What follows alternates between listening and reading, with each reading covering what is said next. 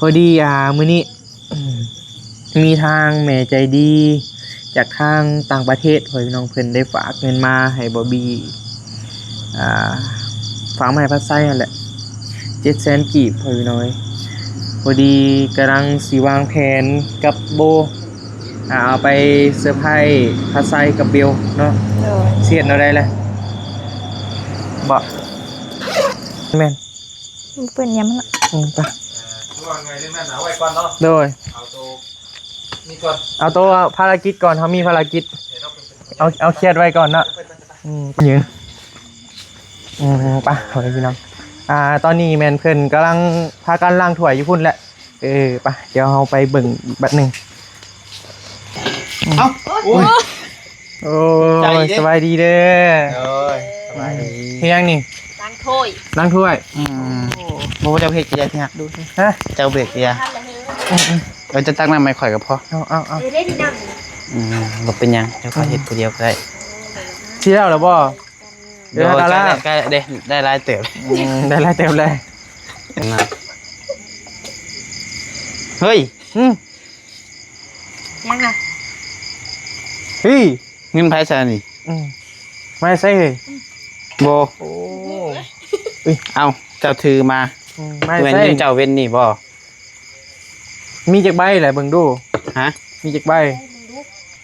เป็นไงเป็นฝากมาให้ไปให้น้องโบมาเซอร์ไพรส์โอ้เด้กอดกันได้เว้ยบ่ได้วะบ่ได้วะเอาเสเลยนี่เด้อผู้ใหญ่บ่เอาอันนี้แม่โอ้ร่างสวยแบบนี้กับพ่อร่างนี่ได้นี่เนาะเงินแม่ใจดีจากทางต่างประเทศเด้อแม่ใจดีผู้ที่เพิ่นซอยพวกเฮามาตลอดหรือว่าซอยเจ้าก็น่าจะฮู้อยู่ดอกโดยว่ามาแนวนี้คือสิฮู้เนาะเป็นแม่ใจดีเพิ่นบ่ได้ประสงค์ออกสื่อดอกเพิ่นอยู่ต่างประเทศพุ่นแหละเรียทางเจ้าขอบคุณทางแม่เพิ่นเด้อโดยเอา700,000กีบ700,000โดยทางใดก็ต้องขอบคุณเด้อทางแม่ใจดีทางต่างประเทศที่ฝากเงินมาให้ลูกพอได้เติมน้ำมันไปเวียกไปงานอย่างไรก็ขอให้แม่ใจดีมีแห้งความเจ็บจะสุดได้ความใครอย่าสุมีปรารถนาสิ่งใดก็ขอให้ได้สิ่งนั้นสมความมุ่งมั่นปรารถนาอย่าเจ็บอย่าจนลำรวยขึ้นเหนือลงใต้ขอให้เดินทางปลอดภัยมีแต่คนหักคนแพงเด้อแม่เด้อแม่มาทนีก็ขอให้กลับคืนหาแม่100 เท่าพันเท่าหายจากพยาธิโรคพาที่เป็นอยู่กับคอยช่วงให้เศร้าด้วยแม่เด้อ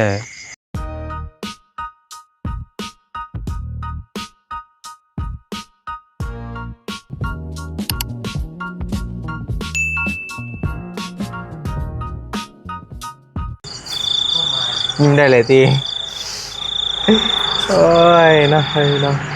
เอาทักทายสบายดีเด้อไปย่องเด้อทักทายสบายดีกันบรรยากาศตอนเด็กๆเนาะเป็นยังไงเป็นยังเชื่อได้ปะบ่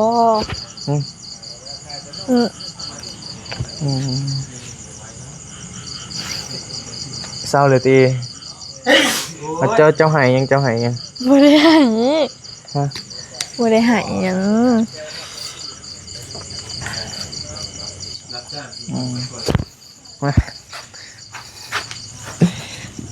สบายดีเด้อไปยังเด้อสบายดีกันตอนบรรยากาศ8 โมงไปเนาะ8 โมงแรงแล้วพอดีไอ้ก็มาหลายคนมื้อนี้ก็มาหลายซ่องเลยพี่น้องเป็นยังคือหายบ่ได้หายฮะบ่ได้เป็นหยังเอาไว้ก่อนนอนเรื่องนะเนาะพี่น้องพอดีมื้อนี้มีทางแม่ใจดีจากทางต่างประเทศพี่น้องเพิ่นได้ฝากเงินมาให้บอบบี้ฝากมาให้พัดไส้นั่นแหละ700,000กีบพี่น้อยพอดีกำลังสิวางแผนกับโบเอาไปเซอร์ไพรส์พัดไส้กับเบลเนาะเสียดเอาได้เลยบ่แต่ว่ามีแต่ใบ1,000 บาทเลย700,000นี่อันนี้มันก็ใบ1,000 ก็600,008แล้วเนาะรายต่ำเนาะนี่ใส่เพิ่นประมาณนี้อันนี้ก็ไปแตกก็ได้ประมาณ680ป้ายแต่ว่าลายเพิ่น680แล้วก็ใส่20,000พอดีเป็น700,000แม่นบ่ แม่ใจดีผู้ที่ว่าเพิ่นนาเคยซอยมาตลอดนั่นแหละพี่น้องเสียดเอาได้เพิ่นกำลังพากันไปล้างถ้วยบ่ แม่น จะเครียดอ้ายบ่ บ่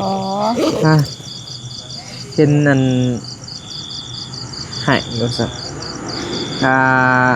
ทางพอลี่เพิ่นว่าแนวนี้พี่น้องเพิ่นว่า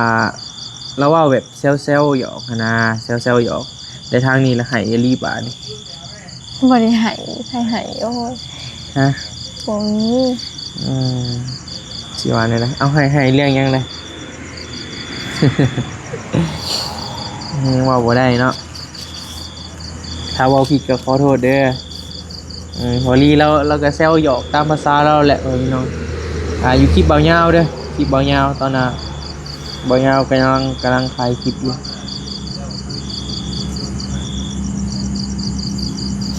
เจ้าข้อยนะเจ้าเนาะ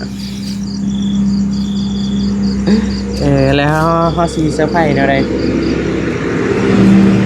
บอก เห็นอะไรเลย ฮะ เห็นอะไรเลย แต่ว่าตอนนี้เพิ่นกำลังล้างถ้วยอยู่สิเซอร์ไพรส์แนวใดเลยจ้ะวะบ่เอาใส่หยังบ่หรือว่ายืนให้เลยบ่ยืนให้เลยมันก็บ่เซอร์ไพรส์นะเฮาเสร็จเอาได้ต้องคิดวิธีก่อนด้วย เห็นอะไรวะบ่มีกล่องอยู่ใน หึ กล่องก็อยู่ในใส่กล่อง อันนี้ยังเครียดอยู่พี่น้องแต่ว่าก็มาถ่ายคลิปนำยังเครียดอยู่เบิ่งก็ฮู้นะยังบ่เศร้าดอกเครียดเอาได้เศร้าเครียดนี่ เศร้าแล้ว เศร้าแล้วอ่ะ โอ้ยเนาะพอลี่เว้าหยอกพอพี่น้อยแล้วว่าหยอกเจ้าซื้อเอ้ยเนาะ โอ้ยบ่ได้เป็นหยัง ทางนี้เราว่าเครียดอะไรอยู่ซะเอาไว้ก่อนเนาะเรื่องนั้นเนาะถ้าบ่เศร้ากับมื่นเดี๋ยวมางอต่อ คือสิยังบ่เศร้าดอกไปพี่น้องแล้วเสร็จเอาได้นี่มี2ใบนี่ถือไว้จะสิยืนให้เลยบ่ว่าเรื่องอันนั้ เอา นได้ ใบ บ่ นี้ให้ก่อน จ้างล่างถ้วยสิวะมันบ่มีหยังสีเซอร์ไพรส์แล้วเนาะมันสีเซอร์ไพรส์แนวใดวะแล้วเจ้าคิดไอเดียดูเจ้าคนสลาดนะ ใส่ใบใหม่บ่ ใส่ไปไหมไปได้บ่ เด้ ใส่ไปได้ แล้วก็ก่อเขาแม่บอก แต่ว่าเขาเจ้าหาล่างถ้วยอยู่ตอนนี้นะ แม่น ล่างถ้วยอยู่แล้วเฮาสิไปแนวใดกันเอาใส่ถ้วยไปบ่ซ่อนเอานี่ล่างก็ยังใบนี้ยังบ่ทันได้ล่างก็ยังประมาณนี้บ่ มีอยู่ได้เลย นะ อยู่ตั้งหลัง แล้วเฮาเอาซีอิ๊วเอาหยังใส่ให้มันเปื้อนๆนะเอาจานใส่2ใบบ่เอาโปงไว้แล้วก็เอายืนให้เราแล้วจับขึ้นมาพอดีปุ๊บ แต่อันนี้ยังบ่ฮู้แต่บอบบี้กับน้องโบพ่อพี่น้องบอกว่าบ่มีเพลงฮู้เลยไอ้มื้อนี้ก็มีไอ้ยาวไอ้ลีไอ้เมฆนิวปัดไซเบลหลายคนมึงแต่เว้นๆพู้นแหละแต่ถ่ายกันแต่เว้นๆจนค่ำแล้วมื้อนี้ก็มาก็โอ้มื้อนี้ก็เราก็ทางครอบครัวทางน้องโบนี่ก็โอ้ต้อนรับดีขนาดเลยพ่อพี่น้องติดของอยู่ของกินนู่นนี่นั่นมีข้าวปุ้นไก่ยังอีกก็ละอบไก่วะเอาปีกไก่แจ่วเฮ็ดเพื่องยังอิ่มแล้วบ่ยังก็เอามาคันสิเป็นแนวนี้แล้วบ่กล้ามาแล้วมื้อหน้าเกรงใจบ่แท้เด้ บ่ แต่ก็ทีมงานมาก็ถือมาติดไม้ติดมือมาอยู่พ่อพี่น้องบางคนก็ถือมาอ้ายๆเพิ่นก็ถือมาทุกคนเลยแหละแต่ก็เกรงใจนะเพราะว่าเฮาก็มาเดี๋ยวเพิ่นก็ย่อคู่มือเลยได้เกรงใจล่ะ บ่เป็นหยัง ฮะ บ่เป็นหยังยินดี ยินดีว่ะเป็นอะไรหลังจากที่แบบว่าพวกอ้ายเขามานี่ฮู้สึกเอาได้แต่เมื่อก่อนแบบบ่มีไผเขามาเลยแล้วพอมื้อหนึงแบบมาหลายคนเลยมาความรู้สึกของน้องเป็นแนวใด จะดีใจ ดีใจไปได้ล่ะ แบบบ่เคยมีคนมาแบบนี้ฮะ อืม โดย ดีใจ แม่น กะได้หัวน้ำอ้ายเพิ่นหั่นแหละเพิ่นมากะ ก็พอได้ลิ้นได้หัวแล้วเนาะ แม่น กาตอนนี้ก็คือปลาลุงโหดแหละเนาะกาคนก็ให้ความสนใจหลายสำหรับตัวน้องบีเองกับตัวน้องโบเฮ้ยพี่น้องก็ถือว่าคนก็ให้ความปลาลุงนั่นแหละกำลังให้ความสนใจเนาะกำลังรอรุ่นกันว่าพวกเราสิเป็นแนวใดต่อในอนาคตอะไรพวกพี่น้องตอนนี้เจ้าเป็นคนดังเลยเจ้าหูอยู่ อายมาหาเจ้าดีกะเจ้าเบิ่งผู้ติดตาม11,000เลยบาทนี่ หมื่นแหละ หากนมาประมาณ 3-4 มื้อนี่แหละตอนน่ะประมาณ7-8,000ซ้ำว่าขึ้นมื้อละพันเลยมันบ่เคยมีอยู่ไสได้ปานนี้ไว้พี่น้องวิวคือกันนี่2ชั่วโมง12,000บ่เคยมีอ้อว่ะที่ลึกไปเลยบ่คิดเลยว่าสิมีคนแบบติดตามเลยก็มักในโตวของพวกเรา2คนเนาะก็จะได้ก็ขอบใจอีกบัดหนึงเด้อเนาะแล้วก็ขอบใจปาลุงเนาะสำหรับผู้ติดตาม 10,000 คนเนาะมื้อนี้แหละหากะฮอดวังแรงนี่นะหากฮอดวังแรงนี่ก็ขึ้นอีกเลย100ป้ายเกือบ200เลยคือแบบบ่ฮู้ว่ามาแต่ไสเลยว่าพี่น้องก็ถือว่าเป็นครั้งแรกของบอบบี้ที่ว่ามีคนมักเลยก็มักเมโตของเรา2คนน่ะหลายสำหรับบอบบี้มันหลายเฮงเลยได้สำหรับบางคนแบบเพิ่นก็คิดว่าบ่หลายเนี่ยแต่สำหรับตัวเฮาแบบโคตรภูมิใจเลยเนาะที่ว่ามีป้าลุงคอยติดตามแล้วก็ให้กำลังใจแล้วก็บ่คิดว่าสิหลายปานนี้หันนะมานี่จักมือฮอดบ่หามือบ่ฮอดซ้ำเนาะประมาณ 3-4 มื้อหลังนึงเนาะล่ะเนาะ 4มื้อ ตอนนั้นผู้ติดตามมาก็7-800นี่แหละ7-8,000มันนี่ขึ้นหมื่นกว่าคนก็ถือว่า2-3,000ภายใน 2-3 มื้อนี่ก็สำหรับบอบบี้เองก็ถือว่าสุดแล้วคือว่าบ่เคยพ่อแบบนี้มาก่อนพ่อพี่น้องในระยะที่ว่าเฮ็ด YouTube มานี่ก็ประมาณ 6-7 เดือนเนาะ 6-7 เดือนก็ถือว่าคลิปที่ไว้แบบว่าแบบยอดวิวหลายที่สุดก็อาจจะมาหาน้องเพิ่นนี่แหละเด้อใส่เบิ่งเด้อกระเทินได้เว้าแล้ว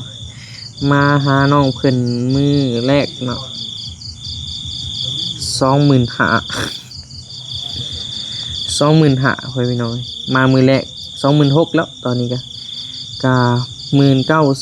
20,000ยังหมื่นคลิปแบบคลิปละหมื่นชั่วโมงหนึ่ง 7-8,000 คนบ่เคยมีจักเทื่อ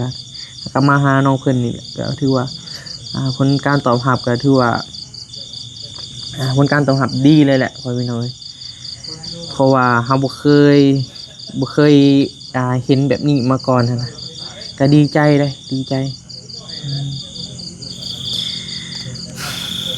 แต่ก็เรื่องเครียดเอาไว้ก่อนเนาะเดี๋ยว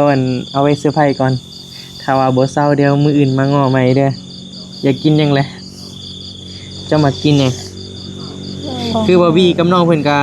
บ่ทันฮู้ว่าน้องเพิ่นมักหยังหั่นนะเพิ่นยังบ่ทันฮู้กันคักปานใดเพราะว่าหากก็ฮู้กันวางใดนี่นะเห็นเอาได้ล่ะเจ้าเอาแบบไอ้เว้าบ่นั่นก็ได้ เอาจานแล้วก็เอาแบบสะอิวยังเห็ดให้มันเปื้อนๆเนาะหรือว่ามีแจ่วพริกเก่ายังเอาวางใส่เฮาถือจานไป2ใบเห็นบ่ถือจานไป2ใบปึ๊บเจ้าปงใส่นี่ปึ๊บอันนี้แค่1ปาไปนี่เห็นบ่แบบนั้นเนาะโอเคบ่ โอเค โอ้ยเนาะสถานการณ์มื้อนี้ก็วังเว้นนี่ยังดีอยู่พอรีเว้าคำหน้าไปโอ้ยเสาเลยแล้วว่าหยอกสิเด้โอ้ยเนาะป่ะโอเคขอพี่น้องเอ้ย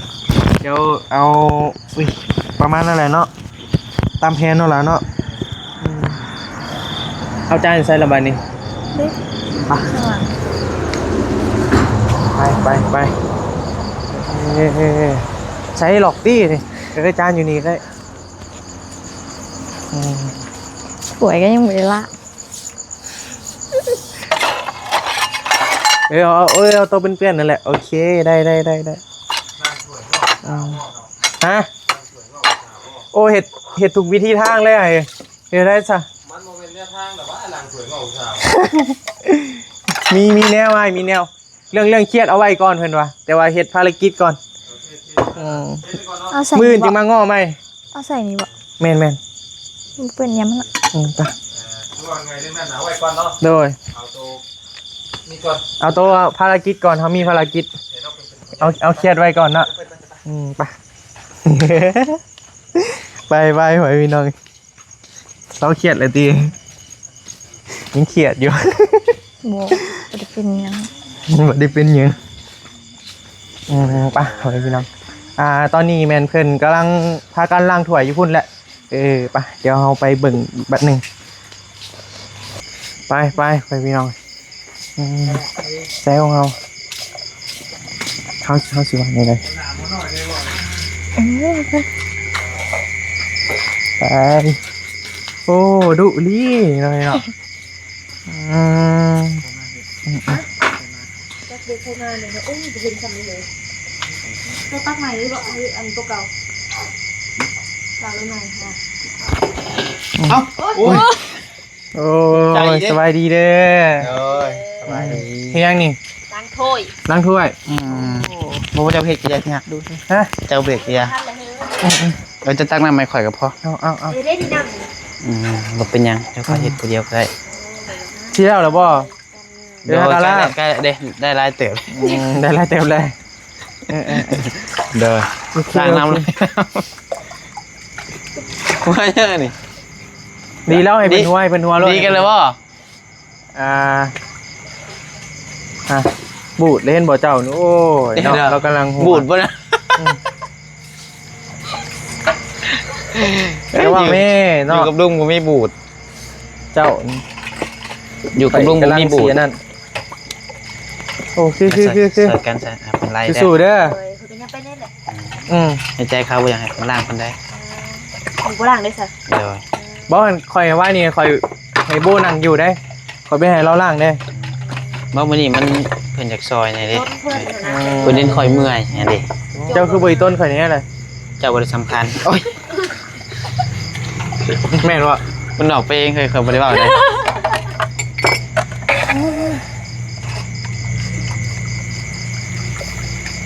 กินแล้วก็ต้องรู้จักล่างเนาะทำเป็นเคยเพิ่นประมาณนั้นสาไล่ประเดียวก็ได้เหมือนกัน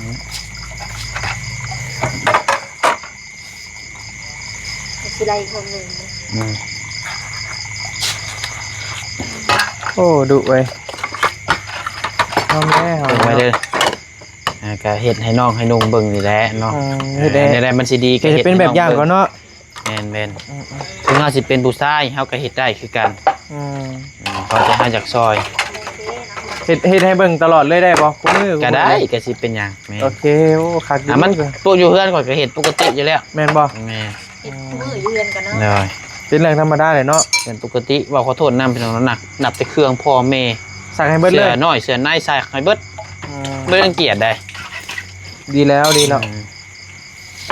น้องนุ่งสั่งให้เบิดแต่ว่าเดี๋ยวนี้บ่ได้เฮ็ดแล้วเดี๋ยวนี้น้องชาย เคยคิดว่าเวียกนี่เป็นต้องเป็นเวียกผู้หญิง บ่เกี่ยวใครเฮ็ดก็ได้เบิด บางคนคิดได้แบบนี้ ฉันโอ้เด้ โอ้บอก เบิดบ่ถ้วยบ่ซำนี้บ่ ฮะ เบิดซำนี้หรือบ่ เบิดแล้วบ่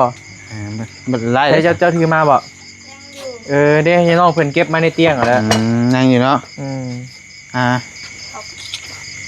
จักขอบให้ น้องเพิ่นเอาในเตียงแหละซึ่งเจ้าเก็บมาบ่เบิดว่าซั่น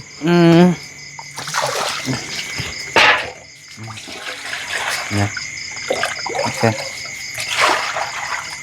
ดุลี่เอ้ยเนาะดึกเที่ยงคืนเลยก็ยังล้าง ธรรมดานี่แหละเนาะ โอ้โหคักอยู่นั่น หลอนเนาะ ไล่หอย ยันบ่หลอนจากมัน ข้างในน้ำหนึ่งไล่เบิดจ้ะเดี๋ยว ได้ไรนะ เฮ้ย ยังอ่ะ เฮ้ย เงินไผซะนี่ ไม่ใช่ โบ โอ้ เอาเจ้าถือมา ไม่ เว้น ใช่ เงินเจ้าเว้นนี่บ่ มีจักใบแหละเบิ่งดู ฮะ มีจักใบ เอาเบิ่งดูเอา บ่กล้าจับแล้วลูกเปียก เอาเปรียบกันน่ะ ไปเปียกกลัวจะจับเบิ่งลูก เอาเลยไปเอาเมื่อเอาให้เอาเลยว้าวหิวอยู่ในโซนนี้เนาะ อยู่บ่ อืม เอามือก่อนจ้ะ มันบ่แม่นลายถ้วยบ่ แม่นดี ลายถ้วยจักเนาะ ไปจักล่าง กล้าจับอยู่บ่อะไรแบบนี้ เจ้าจ้างเราล่างถ้วยบ่ หึ ฮะหรือว่าในใดบ่น้องเพิ่นเอามาได้ถ้วยอันใบนี้นะน้องเพิ่นเป็นคนเอามา เอาคือมี2ใบ คือมี2ใบแล้วบัดนี้บ่ล่ะฮะเจ้ามาได้ใส่ บอกของไผนี่ จังหวะ ของเจ้าบ่ น้องโบมาได้ใส่เจ้ามาใส่ล่ะ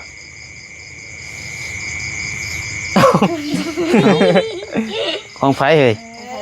เราเอาหอมแก้มก่อนจึงสิบอกบาทหนึ่งเรา ของแก้ม อย่าให้คอยเฮ็ดได้เด้อ ทางคุณนายเป็นฝากมาให้ โอ้ ไปให้น้องโบมาเซอร์ไพรส์ โอ้เด้ กอดกันได้เว้ยบ่ได้วะบ่ได้วะเอาเสเลยนี่เด้อ ผู้ใหญ่บ่ โดย เอาอันนี้แม่ โอ้ร่างสวยแบบนี้กับพ่อร่างอยู่ได้นี่เนาะ เงินแม่ใจดีจากทางต่างประเทศเด้อแม่ใจดีผู้ที่เพิ่น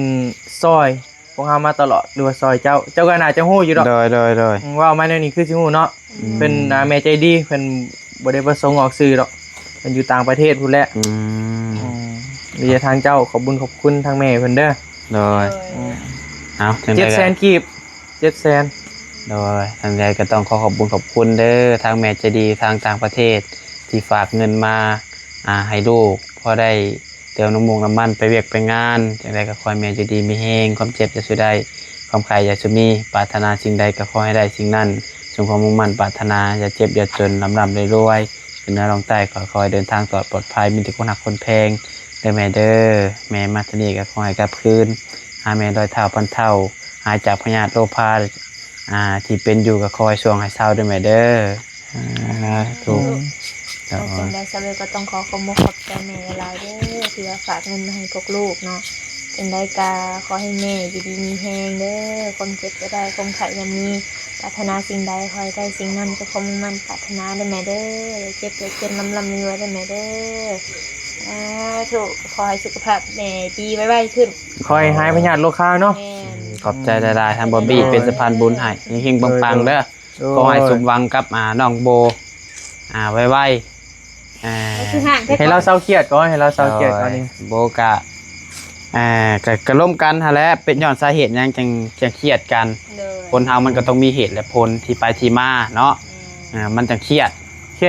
ยดก็ยังมีอะไรอยู่ได้ยังมาถ่ายนำได้ก็ถือโอเคแล้ว โดย เรื่องเครียดเอาไว้ก่อนเนาะ อันนี้ยังบ่ได้ยินบ่ ยังบ่ดีเลย อะไร หมื่นว่ากันใหม่นั่งสวยอยู่ต่อก่อน โอ้ยเนาะ ให้มันแล้วก่อนพี่น้องเลย เอาสู้ๆเด้อเป็นกำลังใจให้คือเก่า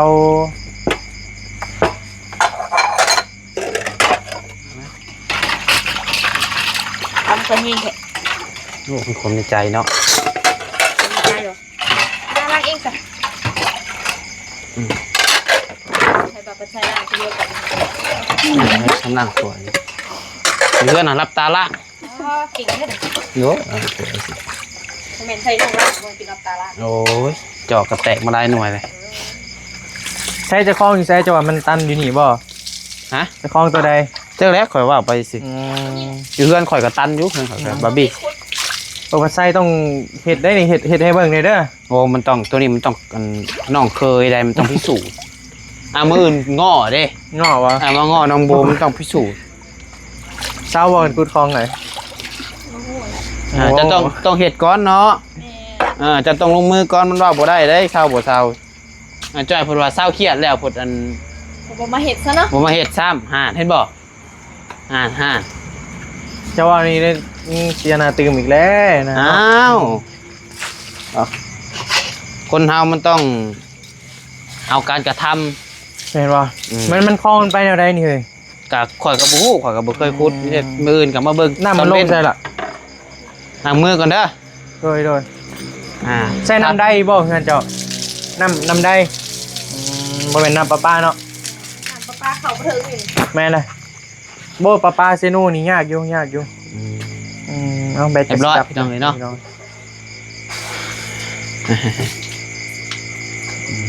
ไป โดย แล้วอะไรได้เด้อไปหารับหานอนได้บาดนี่เนาะ โอ้ยตกสิดับแล้วบาด